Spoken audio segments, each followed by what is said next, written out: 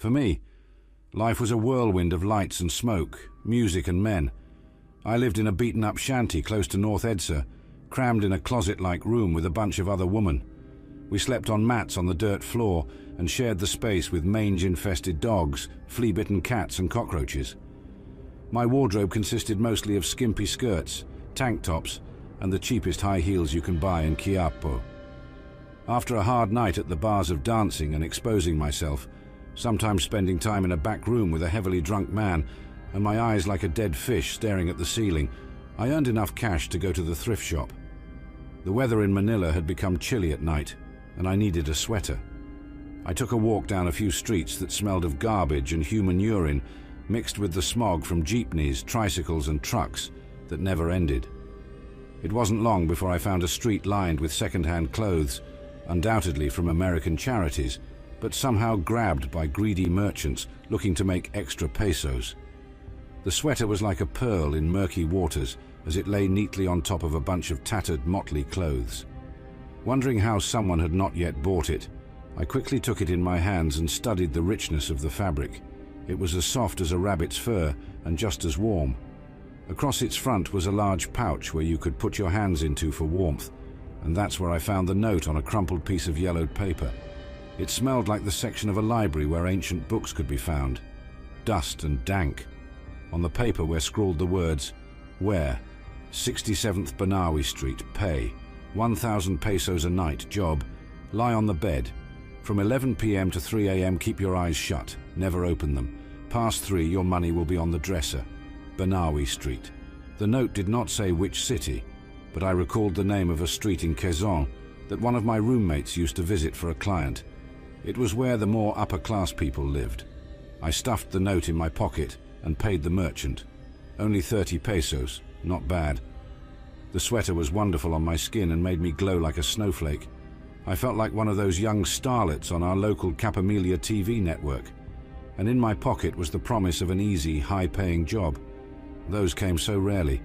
I must admit that even if the job seemed sketchy, the promise of 1,000 pesos a night was tempting.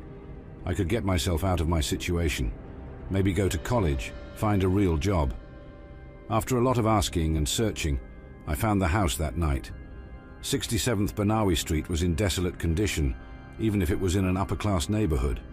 A single-story house surrounded by a short wire fence, yard unkempt, weeds stuck up like tousled hair, boards molded, loose, shingles chipped, paint faded, windows cloaked with dust. Still, it was 100 times better than the shanty I slept in.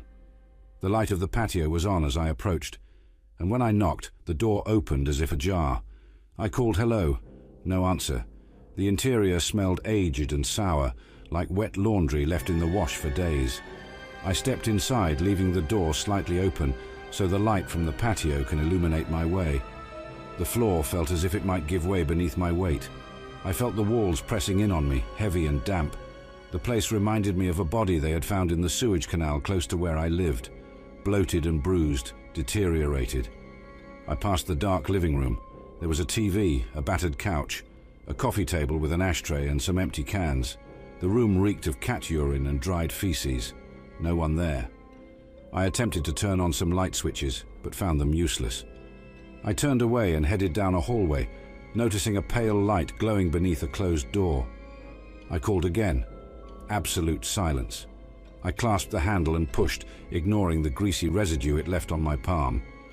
I found a single bed covered in drab sheets, one dresser beside it with a digital clock. It illuminated the time strongly through the darkness, 10:50 p.m. Feeling disturbed, I might have turned away. The house was empty. I admit I thought the job was just going to be another man looking for a quick fix, but now I was curious. It didn't seem that way, and the uncertainty of it unnerved me.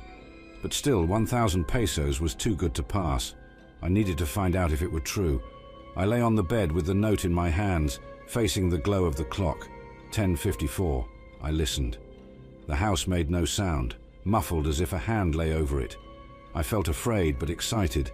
10:56. My heart throbbed from my chest, through my throat, in my head. I imagined the ticking of a clock, tried to match my heart with its beat. 10:59. I shut my eyes, waited. 11 came. I knew with my eyes closed because the change in the atmosphere was immediate. I was not alone. My eyes were shut, yet I felt it. So close to my face, the minute hairs on my forehead tingled. It breathed, tight, stressed, as if forced to breathe only from its nose. I felt the air warm the area just above my lips. I smelled it, a sour smell like pickled gums. And there was something else, pungent, thick, sweet, the smell of blood. I resisted the urge to gag. Seconds turned to minutes, and still the presence lingered against my face. My body suffered, paralyzed with fear. I felt every strained breath, in, out, slow, afraid. I felt the slightest itch on my body, prickles against my legs, bites up my thighs, behind my back and neck. Sweat creeping, crawling, brushing upturned hairs and begging me to scratch and move. I didn't. Bones ached, muscles wept. My heart struggled like a sparrow caught in someone's hands. The presence continued its steady closeness to my face. My forehead glittered with sweat and now began to throb. My nose pricked, twitched. I wondered if it saw that. Even my eyelids sweated, my eyes behind them stiff, shot, scared, hiding behind lids like frightened children in a closet. The smell relented. My lungs resisted its entry, asking for me to turn my head away, escape from such a foul smell. Yet I could not. Every part of my body was frozen so long as the thing stared into my face. Never opened them. My hands still clutched the note. As long as I kept my eyes closed, I thought, nothing could happen to me. I analyzed the letter in my mind, repeated those 3 words, never open them, again 10 times, uncountable times, steeling myself to start my next move. I breathed. A long inhale. Sourness and the sickly smell of blood swamped my lungs.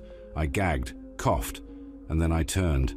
I turned away into the bed, curled myself fetal-like, eyes clamped shut like vices. And when I relaxed, I felt it, still there, a hair's width away from my face. It was hovering, floating. How could the thing have moved with me? I did not feel any weight on the bed during the transition, any sign to suggest that it had crawled over me, moved beside me, refocused itself against my face. I allowed a few minutes to pass before I tried again. I moved, slowly, deliberately, sensing it against my face, and it moved with mine, smoothly, soundlessly, until I was completely on my back. My face, eyes shut, staring straight up, the thing looking down upon me relentlessly. I grimaced, knit my brows, sweated. I wanted to bat at it, but I could not. I was too afraid. All I could clutch onto was the promise that this could end. I waited, ached, sweated, prayed. It stayed with me, always there. I could not sleep. 3 a.m. The digital clock alarmed, and just like that, I was released. The thing that had looked on at my face for 4 hours was gone. I did not immediately open my eyes. I waited until the sweat on my brows became cold and dry. I listened to my body unlock one by one, like a warden walking through a prison, releasing the prisoners cell by cell. I could breathe again. My heart pumped, bold and strong. I felt my fingers, the warmth on my skin. I yearned to stretch and let life sizzle through every part of me. I opened my eyes. 1,000 pesos lay on the dresser.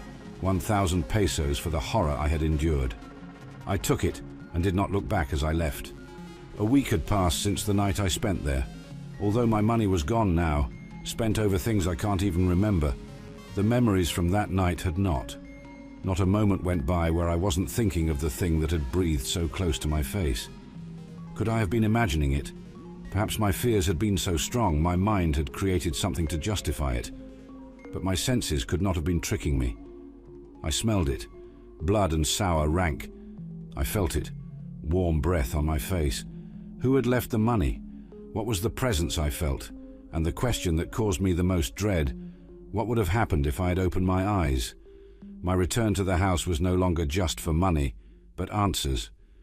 The evening I returned, I noticed that nothing had changed. The only difference from the first time I had been there were the bed sheets, still crumpled from my use. The effervescent light from the clock was resolute, like a statue's stern gaze, almost punishing as I lay on the bed. Just a few seconds before 11 p.m., I shut my eyes. The thing appeared close my face exactly on the second. This time my fears were replaced by a studious curiosity. I noticed that right before it arrived, I did not sense anyone walk into the room. Its appearance was fluid, soundless, as if it had materialized from thin air. The thick smell of blood and sourness were consistent with the first time. I turned my head slowly left and right, and every movement was mirrored perfectly by it. Like studying yourself in a mirror, your reflection so close to your face, you could fog it with the breath from your nostrils. I dared to do the one thing I had not the last night I was here. I brought my hands up to my face cautiously, feeling my bones creak beneath the tense muscle and cold skin, the sweat building on my frightened palm and fingers. As my hands reached close, they stopped, protested, hesitated. My heart banged like wild mice in a cage. I grimaced, summoning all my courage, eyes sweating behind the lids, temples pounding. My hands moved again. The unseen presence continued its breathing, steady, undaunted, unmoving.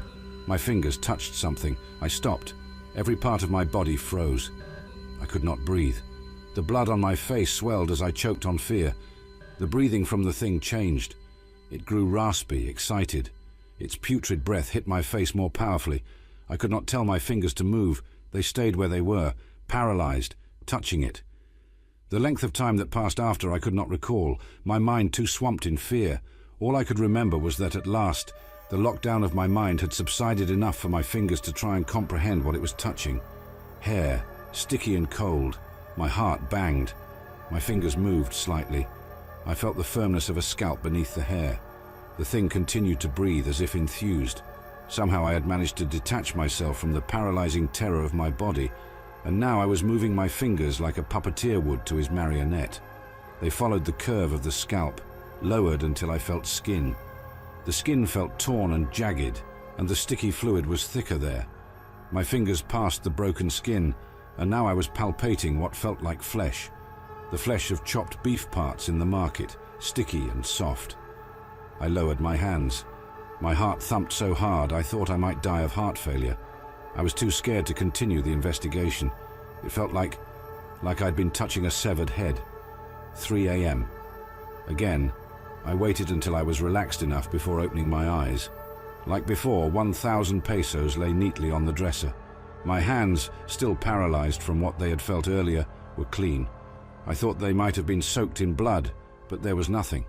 I ran from the house, terrified. Perhaps a ghost was haunting the building, and I promised never to return, no matter how much I needed the money. But that was a month ago. My roommates and I had taken a turn for the worst. Town officials were cracking down on businesses like the one we worked at, and required to show proof that we were tested, just to make sure we weren't spreading any diseases. But lab tests required money. The bar managers I worked for were snapping up only those girls who could give him the negative tests quickly, and space was limited. In spite of the fears I felt, the promises I'd made to never return, the need for money was greater. After all, hadn't nothing bad ever happened to me while I was there? 11 p.m. The demonic presence returned. I grimaced my eyes tight, determined not to let it scare me. I told myself the job was easy. Keep my eyes closed from 11 to 3, and I will be paid. Handsomely. I suppose I had gotten used to the presence. For only a few hours into the night, I found myself fighting the urge to sleep. The rhythm of its breathing lulled me. In, out, its sour, fetid breath mixed with the sickly sweet smell of blood, perfuming me to sleep. I tried hard to fight it. I failed, and soon sleep's heavy hand had successfully pressed down on my weary mind. The girl in my dream was pretty. Slim body, short, hair long and straight, as dark as the skies in the province, eyes deep and shadowy. She watched me as I slept, so close to my face. I could place a hand to her cheek and ask why she was there. "Leave," she whispered. "Leave." Her face grew distorted, and then she started making choking, gagging sounds. I sat up with horror and watched as her skin turned to a ghastly blue. Her eyes bulged and turned red. She was trying to scream, say something, but all I could hear were the hoarse, ragged breathing sounds that watched me as I was awake. By some miraculous reason, I had not opened my eyes, but the room was filled with the same choking, gasping noises I had heard in my dream. The floors shook, as if there were some violent commotion happening in the room with me. And then, silence. Only my beating heart banged in my ears. Still I did not open my eyes. Not now, not until I could hear the alarm so I can safely take the money and leave. But it did not end there. The next sound I heard sickened me more than anything I'd ever experienced. A rhythmic, moist sound, like someone carving flesh with a saw, and then dripping, a thump as something heavy hit the floor. I heard footsteps, heavy and slow, headed my way. Every inch of my body screamed to open your eyes. Run! I was shaking, sweating, so fear-stricken like a bellowing animal held upside down before its throat was slit. The footsteps kept coming. Breathe, breathe, I couldn't. I needed to run, but I couldn't. I was afraid. I'd lasted for too long keeping my eyes closed.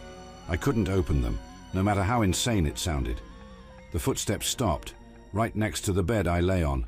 The thing was once more pressed close to my face, breathing, gasping. It felt like my muscles would snap under the tension. My fear was like 1,000 knives angled toward my body, the slightest move threatening to kill me. Minutes stretched on, slowly, cruelly. I wanted out of everything. The room, the need for money, the nights with strangers and terror of it all. Call girl, I wanted out. And then, a blessing like the sun after a typhoon. The sound of the alarm clock, 3 a.m. I opened my eyes and found myself in an empty room. There was nothing there, nothing on the floor where I'd heard someone screaming and their body being carved. The money on the dresser, but it didn't matter. I didn't even grab it. I fled out of the house like a beaten dog. I could not sleep for the rest of the night. The next morning I sought out some answers to the house I'd been visiting. The town captain believed my story that I was sent by a wealthy family to find out if the house was for sale and check if there was any history behind it. Years ago, a wealthy man once lived there. He was quiet and kept to himself, seemed to cause no harm to anyone. Every once in a while he took in a call girl to keep him company for the night, but many men did the same. Not much to be suspicious about, until the neighbors smelled something foul coming from his home. They found him in his room with the headless body of a girl on the floor. Who knows how long he had been there with the body, maybe days. He was standing still like an upright coffin, and in his outstretched hand was the girl's head. He wouldn't put it down, just held it out, so steady and still, his expression dead. They shot him right there. The captain opened a drawer and drew out a file. This is a photo of the girl they believed was killed. She was an orphan, only 16. Probably did what she did for the money. The other girls who worked with her said she had been with the man 2 other times. It was on the 3rd night when he killed her. Here, take it. She was the same girl from my dream, but what chilled me more, what the sweater she wore in the photo. White and soft. The same one I had found in the second-hand store with the note in the pocket. I thanked the captain, barely able to let out the words.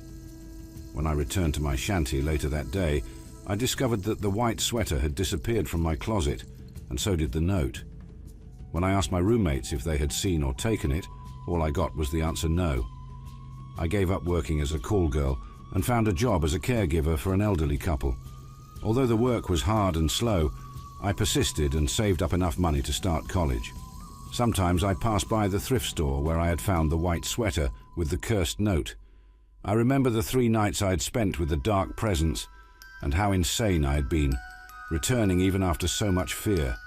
For money, for curiosity. That's what a call girl's life did to you. You become jaded to the dangers you repeatedly put yourself into, sleeping with strangers, potential murderers, returning for the money and thrill of it. I tried to stuff the memories into the dark cracks of my mind, forget it. But still I wondered, what if I had opened my eyes? A few years later I came upon an article in the news, a small one amongst a few other murders. They always wrote these stories with such detail, and my blood curdled. The body of a call girl had been found, her head severed.